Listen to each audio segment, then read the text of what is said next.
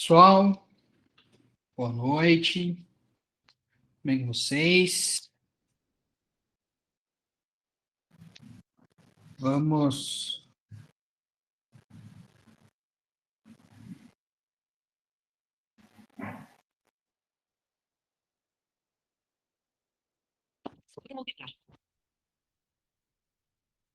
Vamos dar início então à nossa revisão do conteúdo aí do nosso segundo bimestre, né? Lembrando aí que semana que vem vocês já vão estar em período de avaliação. Então, esta é a nossa última aula do bimestre, consequentemente, a nossa última aula do semestre.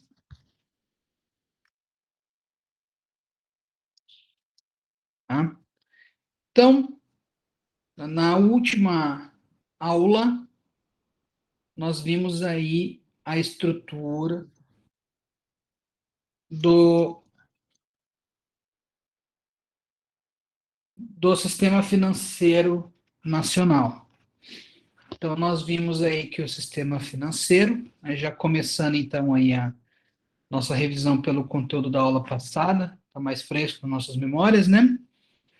Nós vimos aí então que o sistema financeiro nacional é composto por órgãos, por pessoas físicas ou jurídicas que possuem aí poder de regulamentar e de operacionalizar a troca de valores entre pessoas superavitárias, pessoas que possuem muito, para pessoas deficitárias, que são pessoas que não possuem, ou que possuem pouco e precisam de mais. Nós vimos aí, então, que eu posso falar em pessoa física, que a pessoa física ela pode buscar, né, os mecanismos do sistema financeiro, seja pelo meu mercado monetário, quando eu busco aí uma gerência da moeda, né, seja por questão de pagamento, crédito, débito, hoje tendo aí a questão do Pix, né, então eu vou ter que ter um local para deixar o meu dinheiro, hoje instituído aí principalmente no modelo de bancos.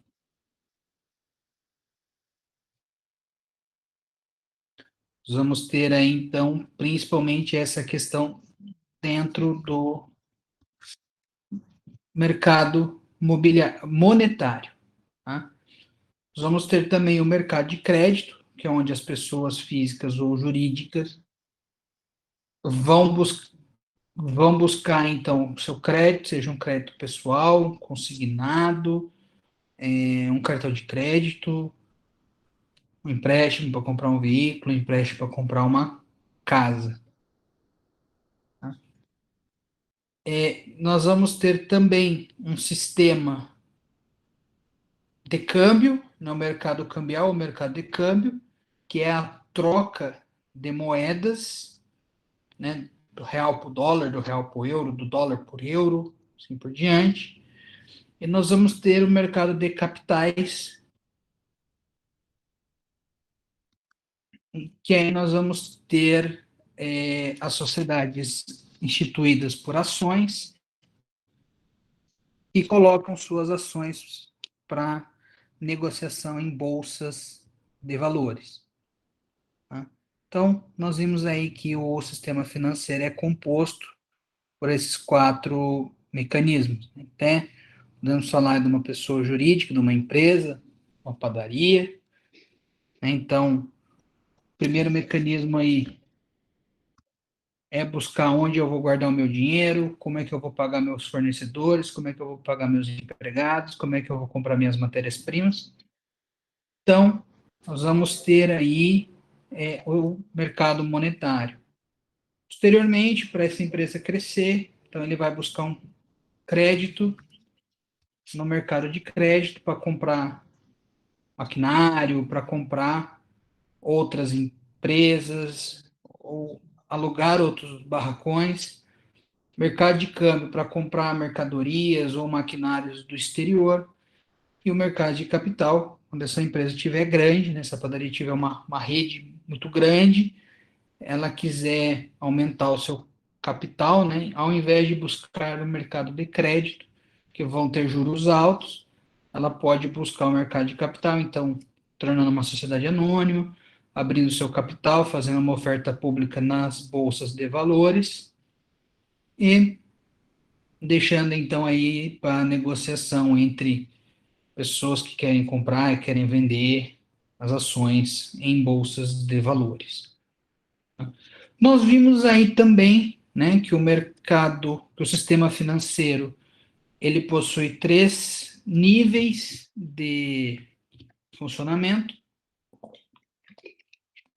normativo, supervisor e operacional, né?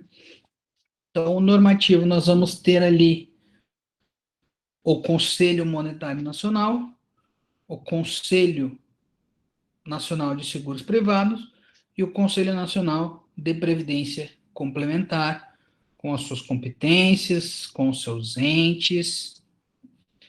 No supervisor, nós vimos aqui, lembrando, né, que no CMN, no Conselho Monetário Nacional, ele abarca os três primeiros tipos de mercado, né, o Conselho Nacional de Seguros Privados e o Conselho Nacional de Previdência Complementar atuam em outros dois ramos. Nós vamos ter, após o supervisor, que nós vamos ter SUSEP, Superintendente de Seguros Privados, Previc, que é Superintendente de Previdência Complementar, Bacen, ou BC, que é o Banco Central, e a CVM, que é a Comissão de Valores Mobiliários. Então, CMN cria norma, manda, Bacen cumpre, supervisiona. Da mesma forma, o Conselho Nacional de Seguros Privados, a SUSEP, e Conselho Nacional de Previdência Complementar, a Previc. A CVM, então, é um órgão que vai ser aí híbrido, né? Ele vai ser tanto normativo quanto supervisor, que é ele que cria as normativas de como é que se faz uma oferta pública, né, um IPO em bolsas de valores, quem pode ser bolsas de valores, quais são as bolsas de valores, o que pode ser, o que não pode ser, né, as empresas que podem participar, as ações, os fundos monetários, os fundos mobiliários de papel, de tijolo, híbrido, fundo de fundos. Então, cabe aí as resoluções da CVM. E aí, embaixo, né, no último nível, nós vamos ter aí as instituições financeiras propriamente ditas, bancos, caixas econômicas, as não financeiras, mas que fazem parte do sistema financeiro nacional, e as instituições complementares, né? Que daí podemos colocar aí, por exemplo, os corretores de seguros, as próprias seguradoras que são vinculadas à SUSEP, os fundos de pensão que são vinculados à Previc. Então, nós temos essa estrutura aí do nosso sistema financeiro nacional. Pegando um gancho, tá, com essa questão de sistema financeiro, né, nós vimos também, no começo do bimestre, a moeda. Né? Então, relembrando, moeda, no seu início, ela era uma mercadoria, né, era trocas, eu trocava arroz por feijão, ou eu trocava a minha mão de obra por sal, por comida, né? Podia fazer um sapato para alguém, alguém me dava um outro produto, ou me dava comida. Eram trocas, escambo. Depois virou-se a moeda metálica, né? Moedas aí de ouro e de prata.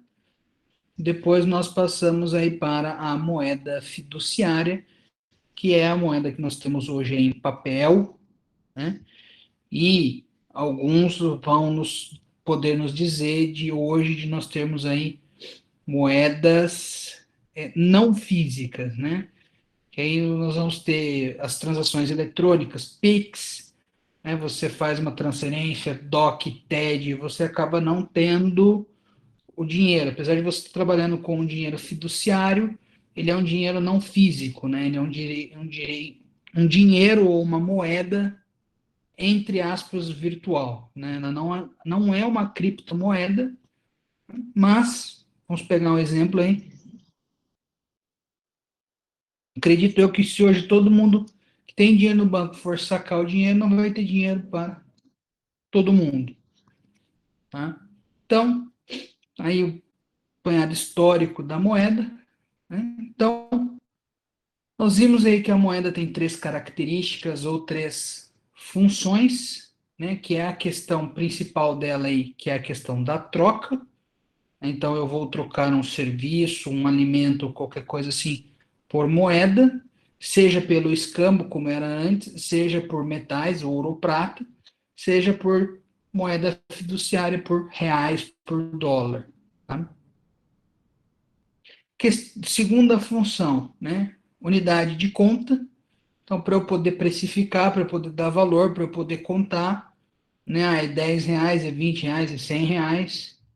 Ah, quanto custa isso? R$ 50. Então, uma unidade de valor e uma unidade de reserva aí para que ao longo do tempo aquele dinheiro tenha o seu valor mantido ou o mínimo de desvalorização possível, podendo também a gente falar aqui em uma questão de poupança ou de investimento. E uma situação aí da questão da moeda também, quando nós falamos de liquidez. Tá? A moeda é a coisa que possui a maior liquidez. Né? Eu consigo me desfazer dela rapidamente, consigo passar ela para frente muito rápido. Se eu for ter uma aplicação bancária, por exemplo, o dinheiro vai estar na minha conta, sei lá, amanhã, né, no dia seguinte. Você vai pegar valores imobiliários, né, ações, são 2 dias úteis para estar na minha conta, se eu quiser transformar em dinheiro. Então, veja que uma liquidez de um dia para o outro já é menor do que a da moeda que eu posso ser instantâneo. 2 dias, então, pior ainda, né? A liquidez é menor.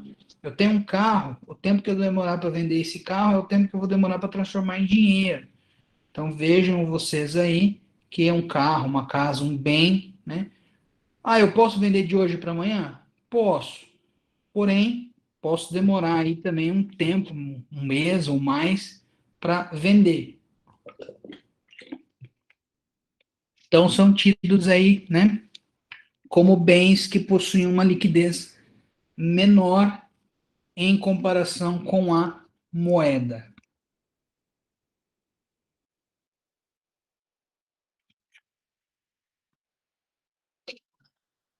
Aí então, né, nós vimos, pessoal, eu estou sendo rápido aí, né, só uma pincelada para a gente rever os principais tópicos, né, ainda mais que hoje é revisão, e a gente possa rever todo o conteúdo aí do bimestre, nós tivemos várias aulas, né? Alguém tiver alguma dúvida, algum ponto específico, conforme o professor for passando, se manifesta aí que daí a gente trabalha essa dúvida de uma forma mais aprofundada. Tá? Então, nós vimos aí o sistema financeiro nacional, foi matéria da aula anterior, e nós vimos moeda, que aí foi a primeira aula do bimestre, junto lá quando nós tivemos devolutiva da prova do bimestre anterior. Tá?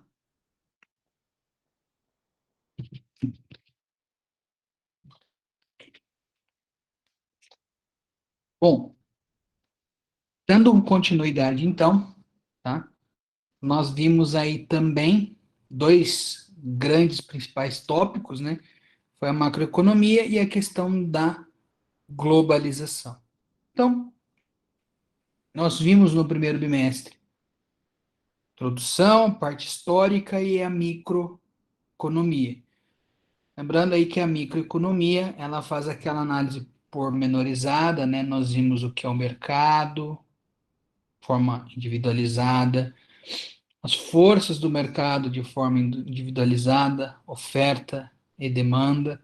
Nós vimos os agentes de forma individualizada, firmas ou empresas, consumidores ou famílias, e o poder público. Então, considerando um corpo, né, a macroeconomia vê célula por célula, ou, fazendo analogia com uma floresta, vê árvore por árvore, planta por planta. A macroeconomia, né, como o próprio nome diz, é algo grande, é amplo, né? Então, fazendo uma analogia com o corpo, né, a microeconomia via órgão por órgão, célula por célula, que nós vamos ver agregados. Então, nós vamos ver aí, sei lá, membros inferiores, membros superiores. Analisando a questão da floresta que eu falei para vocês, então nós vamos ver de forma agregada, de forma macro, de forma ampla, vegetação, parte hídrica e a fauna. É diferente lá da micro que a gente via totalmente individualizado. Né? E aí, nós vimos então que a macroeconomia ela possui quatro pilares, quatro objetivos ou quatro metas. Né? Combater o desemprego, ou erradicar ou diminuir o desemprego, combater a inflação, ou manter os preços estáveis, ou ter o mínimo de variação possível, ter um crescimento do país,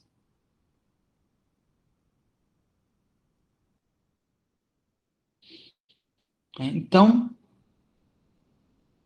e ter uma melhor distribuição de renda ou diminuir as desigualdades através da renda. Vejam vocês aí que nós temos quatro objetivos, quatro pilares, cada um deles acaba tendo aí então uma política, como nós vimos já anteriormente na aula, vimos aprofundada aí a questão da macroeconomia, né, que o poder público ele tem a obrigação, né, de cumprir com esses quatro objetivos, com esses quatro pilares, com esses quatro metas. Porém, tá, é extremamente complicado de você encontrar um gestor, um governo que consiga fazer com que todos estes pilares ocorram ao mesmo tempo. Tá? Então, provavelmente nós vamos ter aí um caminho, né, de você ter alguns que são mais priorizados, outros menos priorizados.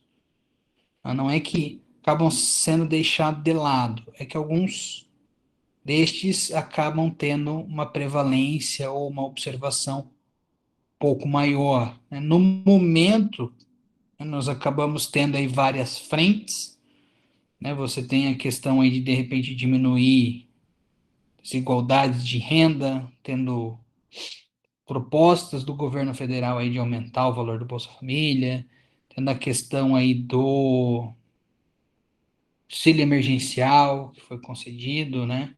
A questão do desemprego está complicado porque nós temos empresas fechando, vagas de trabalho diminuindo, né? Nós temos aí a inflação que cada mês que passa a gente vê que o nosso dinheiro vale menos, né? Que os preços estão subindo, então não, apesar de se ter aí uma tentativa, né, com o aumento da taxa básica de juros, né, a taxa Selic, no começo do ano estava em 2%. Hoje, com a última reunião do Copom aí, foi acho que para 4,25, salvo engano. Então nós tivemos aí esses aumentos. Não sei se foi para 3,5 ou 4,25, alguma coisa assim, acho que 3,5, né? 4,25, é uns aumentos de 75% cada reunião do Copom. Então, tem-se esse problema aí, essa questão que se busca tentar frear aí o aumento da inflação. Então, nós vamos ter essas políticas que buscam o cumprimento desses objetivos, dessas metas, desses princípios. Tá? E às vezes aí você vai acabar tendo um problema, né, de que buscando concretizar um princípio, você acaba concretizando o outro, né, você vai ter talvez uma diminuição numa carga tributária, a empresa vai contratar mais gente, porque ela vai ter mais lucro, então ela vai precisar de mais funcionários, mais gente ganhando, mais gente comprando, mais gente consumindo, preços sobem, né? O preço de equilíbrio também pode subir, então você vai ter aí um aumento desenfreado dos preços, você vai ter uma inflação, então né, você acabou tentando combater o desemprego, conseguiu, mas você acaba tendo aí o que você não quer, que é um aumento dos preços.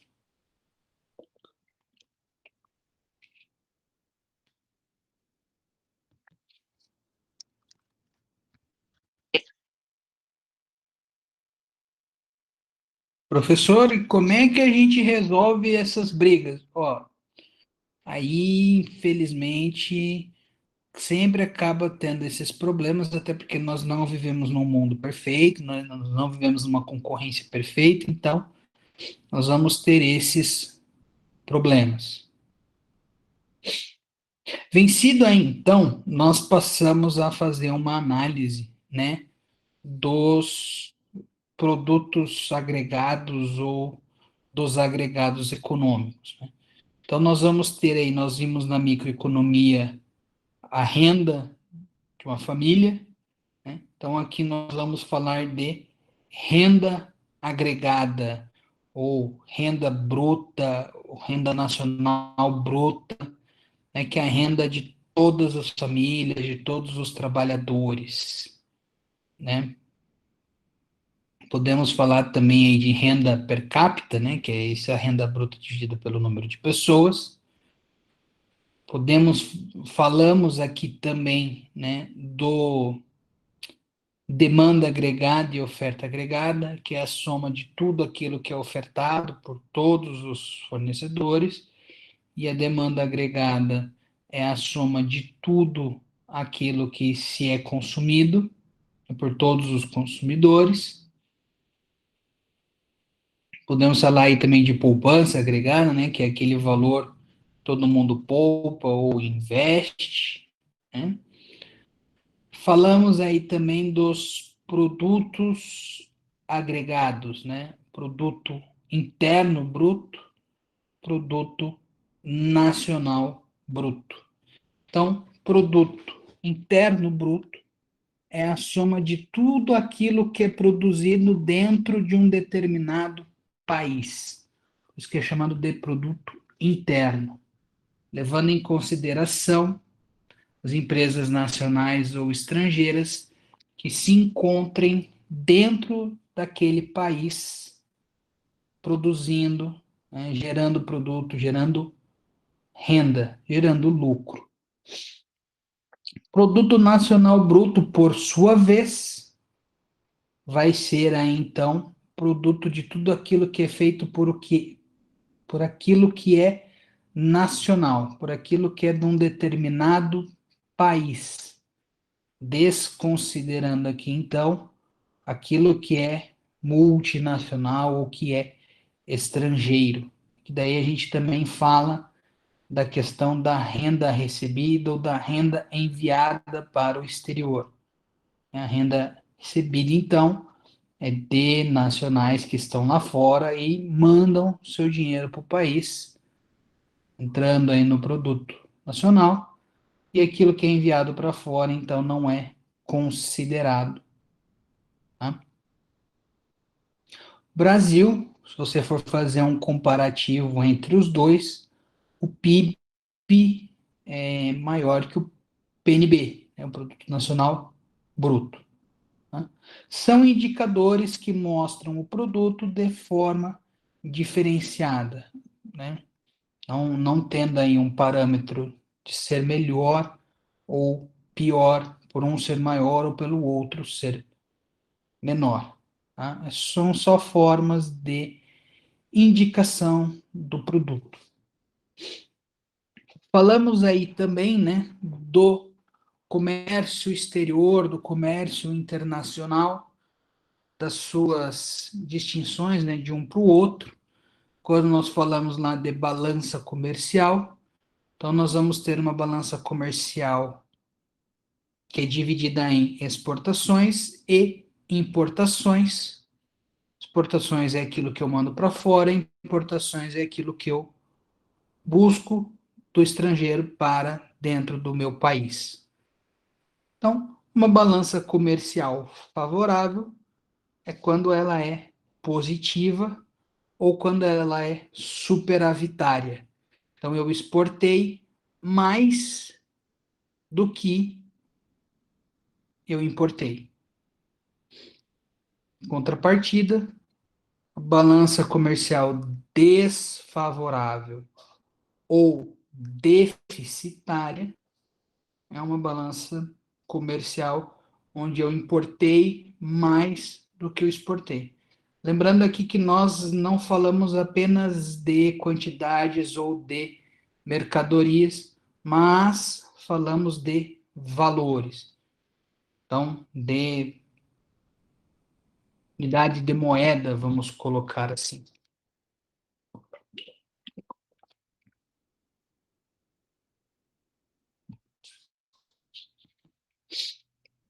De moeda que se manda para fora, de moeda que se recebe. Falamos aí também, quando falamos de comércio internacional, comércio exterior, balança comercial, falamos do câmbio. Então, o câmbio, né, fazendo um gancho com moeda, com sistema financeiro, com essas questões de macroeconomia, câmbio é quando eu converto, né, o câmbio em espanhol é exatamente, significa isso, né, você mudar, você trocar. Então, você faz a mudança de uma moeda para outra.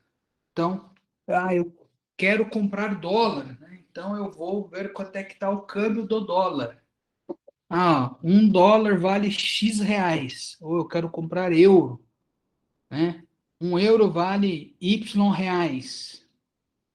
Isso então é um que nós chamamos de câmbio. É a troca da minha moeda nacional para uma moeda internacional para que eu possa comprar produtos lá de fora.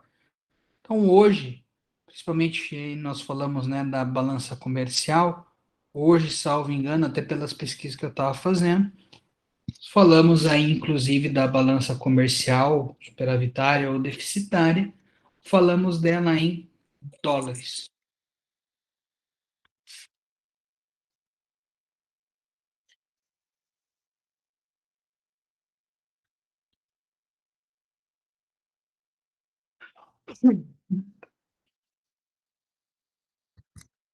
Falamos também, né, da questão do desemprego, do que é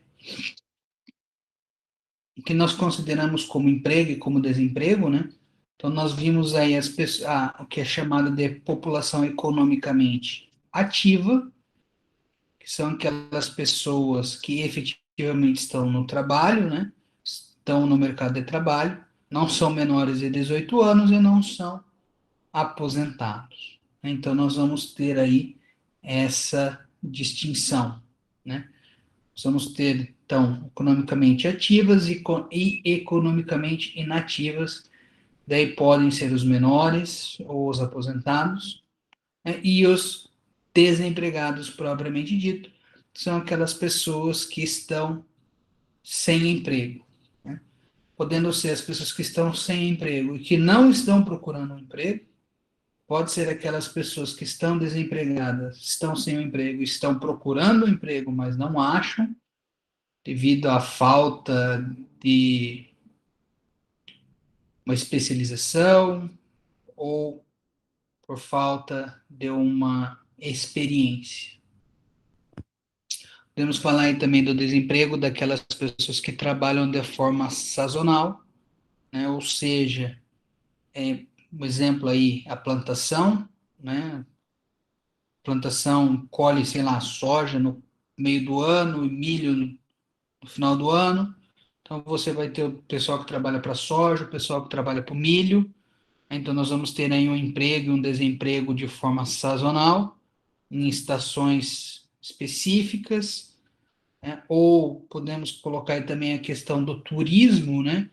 Questão de temporada, fora de temporada, que também acaba sendo uma questão sazonal. Nós vamos ter também o desemprego aí pela questão tecnológica, né? Que hoje terei, você precisa de menos pessoas para fazer a mesma coisa, devido aí aos todos os avanços tecnológicos. Nós vimos também aí, né? Já falamos dela, mas é interessante a gente lembrar, né, nós vimos aí as causas e os efeitos da inflação na economia. Nós já falamos dela quando nós falamos de moeda, quando nós falamos aí das políticas macroeconômicas, né? Dos objetivos macroeconômicos, que é evitar que aconteça, que aí é o aumento agregado do preço dos produtos, né? Então, não é de um produto em específico, mas é de um agregado ou de uma cesta de produtos, né? Vamos ter aí índices inflacionários, né, que medem produtos diferentes. Vamos ter o IGPM, que é o Índice Gerais de Preço de Mercado, que hoje é utilizado para contratos de aluguel. Vamos ter o IPCA, que aí pode dividir em IPCA E ou IPCA 15, né, que medem variações diferentes, em diferentes momentos, mas de uma mais ou menos mesma cesta de produtos, né, que é o índice de preços ao índices de preços ao consumidor amplo especial, PCAE, ou índice de preços ao consumidor amplo 15, que é o IPCA PCA 15. Né? Então, o INPC, que é o Índice Nacional de Preços ao Consumidor. INCC, Índice Nacional da Construção Civil. Né? Vamos ter outros vários índices inflacionários aí. Esses são aqueles mais comuns, mais utilizados, mais vistos. Podemos ter aí também, né, a própria taxa Selic, que ela é uma correção inflacionária com juros, né, principalmente quando falamos em dívidas da União. O município de Maringá utiliza IPCA 15 para corrigir os seus créditos, seus débitos tributários. A União, tanto débitos quanto os créditos tributários, é a Selic. Tá? Então, uma das causas aí, nós vimos lá, é o aumento, né, da procura, vai fazer o preço subir, né? Nós vimos os efeitos que faz com que a moeda se desvalorize, né? A minha moeda tenha um valor menor. Se não me engano, o professor até brincou aí da questão de que antigamente com R$ 100 você carregava precisava de bastante gente para carregar um monte de coisa, hoje você carrega 2, 3 sacolinhas só, aí a gente ficou mais fraco, mais forte, mais fortinho, na verdade o dinheiro desvalorizou bastante, né? Então, nós temos toda essa situação da inflação. Tá, nós vamos ter também, tá, doutrinário, nós temos essa questão da chamada deflação. Ô, professor, o que é deflação? Deflação é quando nós temos a diminuição generalizada dos preços. Né? Então, quando os índices despencam, os preços diminuem, nós costumamos falar aí de deflação. Isso também é utilizado, né, como na inflação. a médio e longo prazo. Então, nós vamos ter essa possibilidade aí da deflação. Apesar de não muito falado, até porque no Brasil, salvo minha memória não falha, nós não tivemos momentos aí em falar em deflação.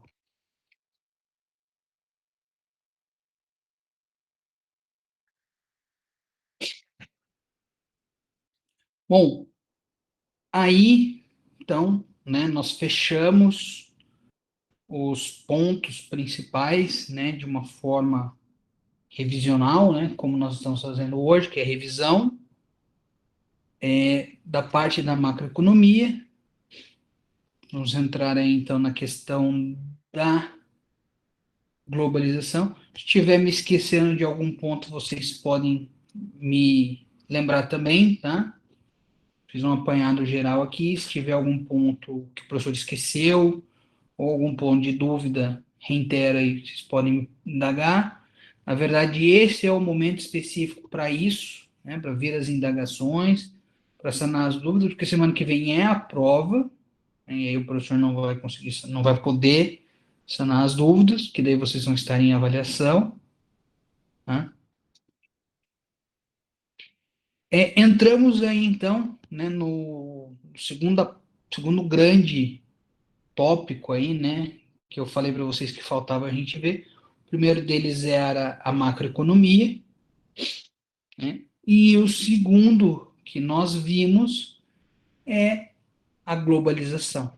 Até porque, né, a nossa disciplina é economia e cenários globalizados. Então, é importante a gente falar aí em globalização, seus efeitos, seus pontos positivos, seus pontos negativos. E nós falamos da globalização, falamos da parte econômica, falamos dos blocos econômicos, falamos da parte social-cultural, quando falamos de multiculturalismo e direitos humanos. Então, a globalização, ela busca aí, né, fazer com que a gente se torne, entre aspas, né, tudo um mesmo grupo, né, mesmo grupo globalizado. Então, nós estreitamos laços, diminuímos distâncias, diminuímos fronteiras, né? Então, nós vamos ter aí espaço, tempo diminuído, tudo isso graças aí à infraestrutura de meios de transporte, né? Mesmo as estradas, na antiguidade, animais, né? Atração animal, cavalo, carroça, o carro, né? Moto, caminhão, indo mais para os nossos tempos atuais, seja aí na parte de hidrovias, né, os barcos, desde a parte das navegações na século XV até o que temos de barcos hoje, né, que foram evoluindo.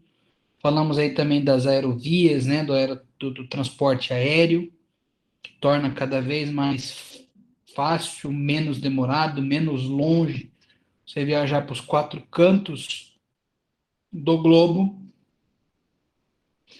Falamos também aí que nós temos essa diminuição dessas distâncias, dessas barreiras, quando nós falamos de tecnologia da informação ou meios de comunicação, né?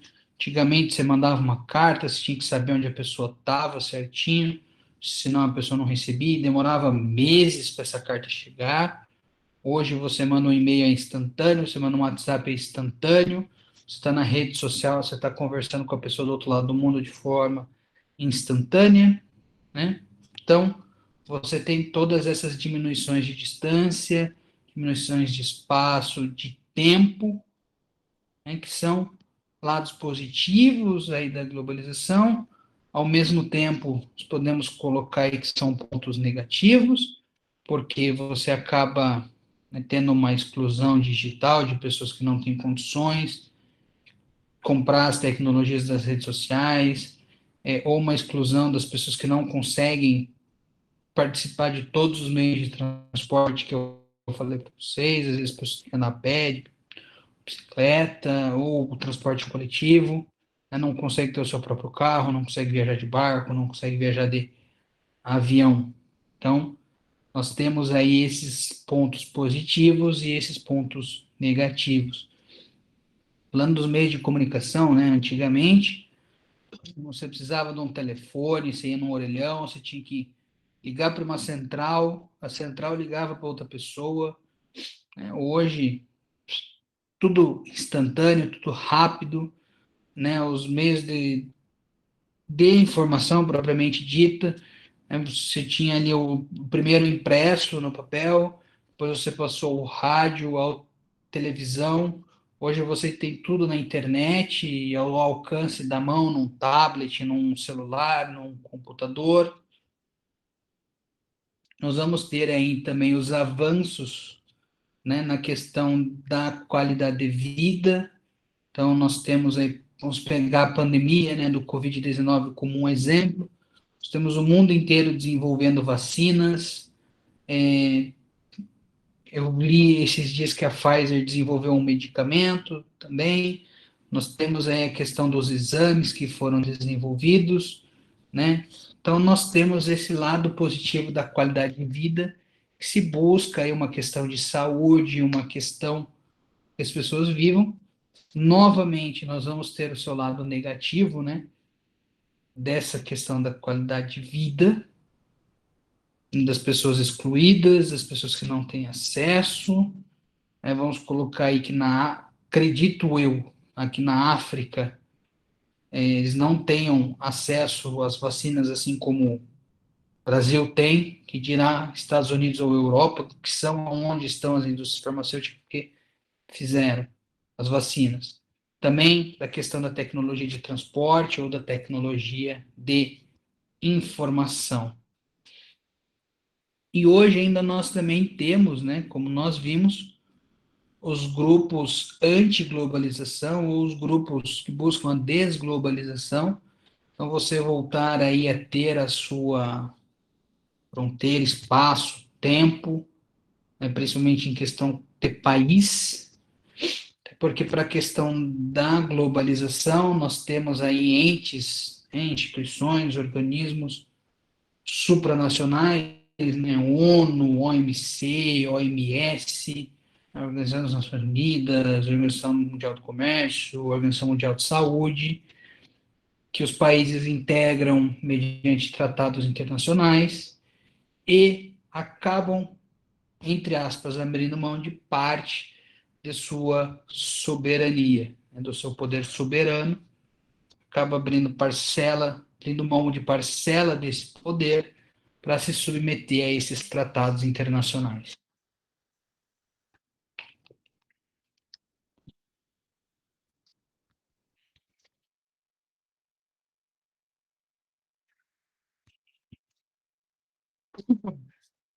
Bom, falamos também, né, da questão da globalização econômica,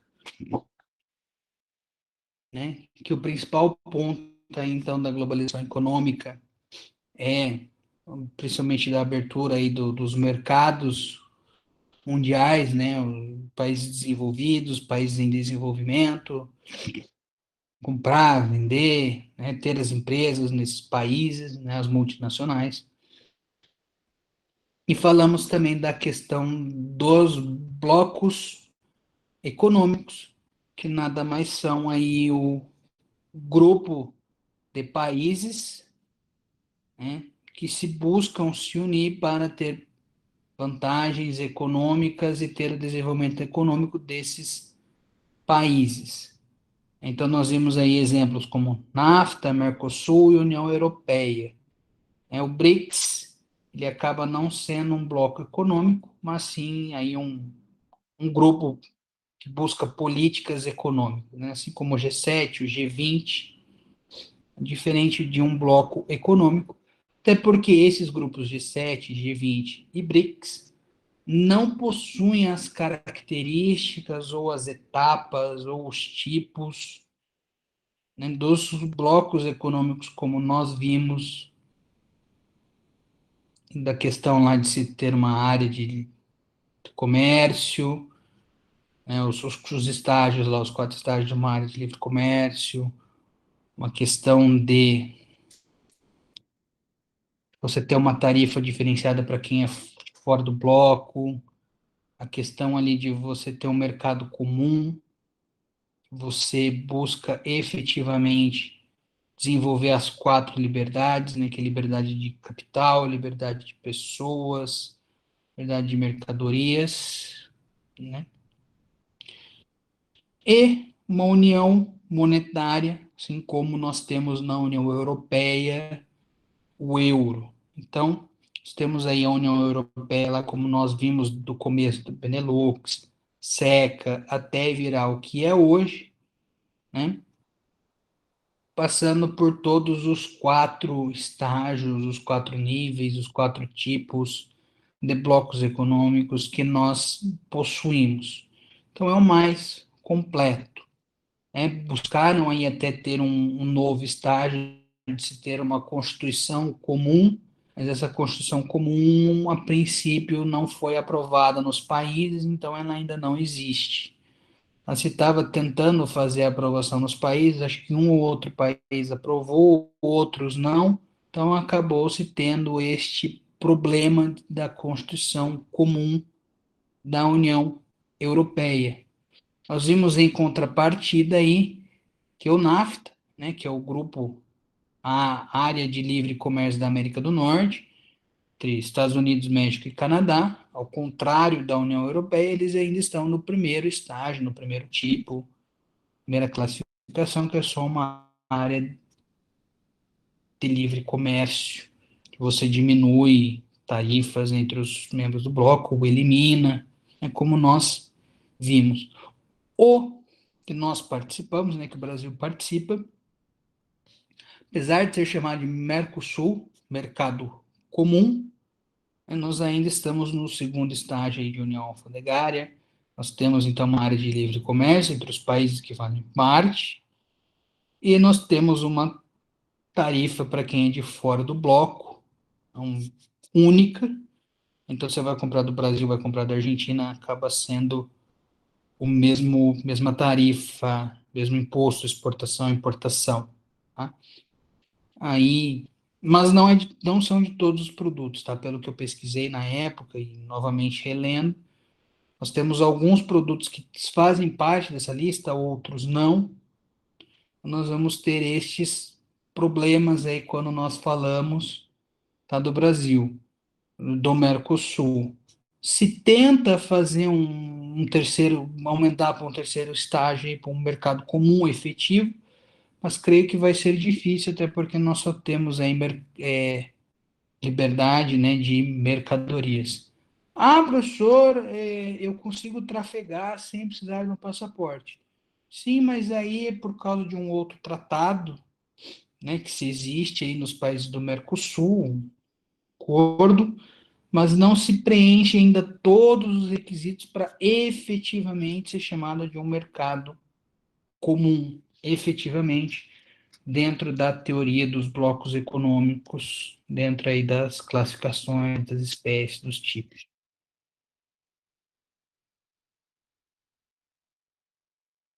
E nós falamos, por fim, do multiculturalismo, dos direitos humanos. Aqui um principal problema é que talvez se fale em anticulturalismo, antiglobalização ou desglobalização, é a questão de você querer criar uma cultura global, uma cultura única. É interessante você pegar aí, talvez, né, vou colocar da minha geração aí, de 90, 2000, ver aí os animes, né, que foram surgindo. Hoje você tem vários, na década de 90 eram poucos, tinha que esperar os que vinham. Hoje você pode assistir, tem inclusive em japonês, questão dos mangás, a mesma coisa, né? Estados Unidos, Europa, então não, nem se fala.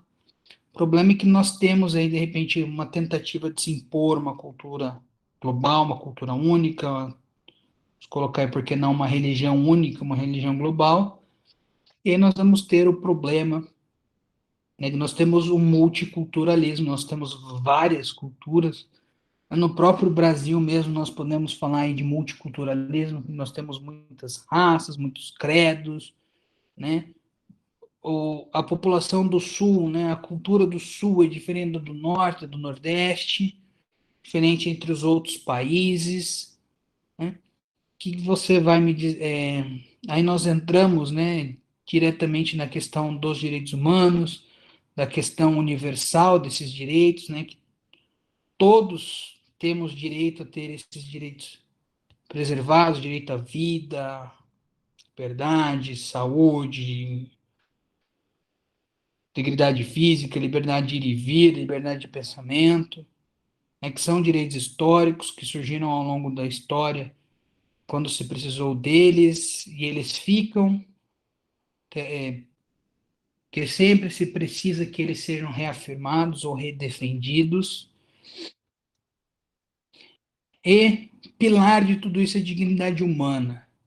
Aí, como é que você vai me dizer da questão da dignidade humana em uma cultura só, quando você tem aí questão de você vai me dizer que é indigno a uma cultura árabe, por exemplo, né, uma mulher se vestir inteira, né, não parece nada do corpo, ou, utilizando a visão delas, que é indigno mulher aqui do Ocidente mostrar tudo, ou quase tudo, né? Então, a gente acaba entrando nessa discussão, né, aí, daí que surge principais pontos de antiglobalização, desglobalização.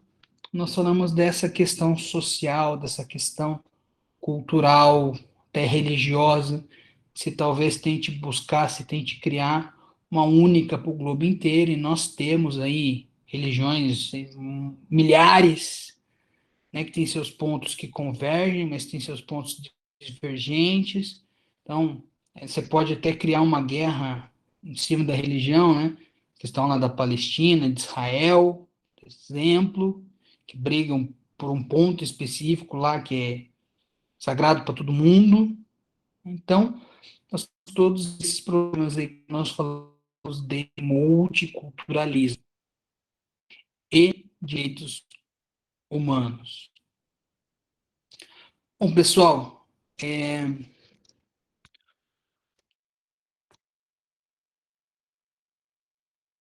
esses foram, então, os tópicos que nós vimos aí ao longo do bimestre, né, desde da nossa aula lá, quando nós fizemos a devolutiva, vimos moeda, até a aula anterior, foi a aula de sistemas financeiro nacional.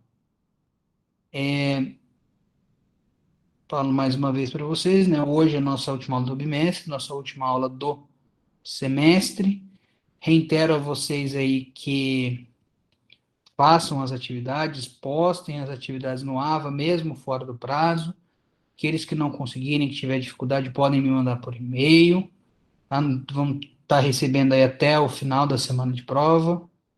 Quem mandar aí depois, acho que a próxima de prova vai ter dia 7, quem postar dia 8, o professor não vai mais considerar.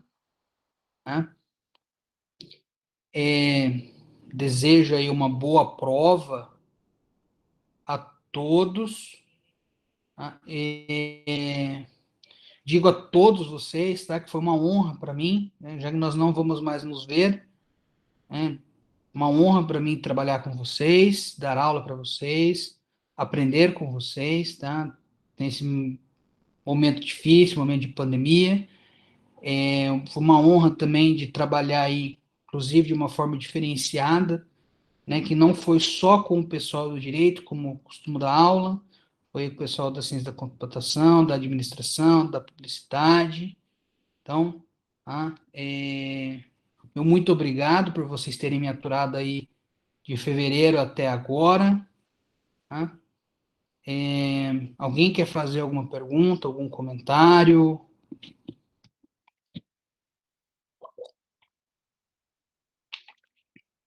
Não, professor. Obrigada. Foi um prazer para a gente também ter aula com o senhor. Muito obrigada. Obrigado, professor. Bom, pessoal, então,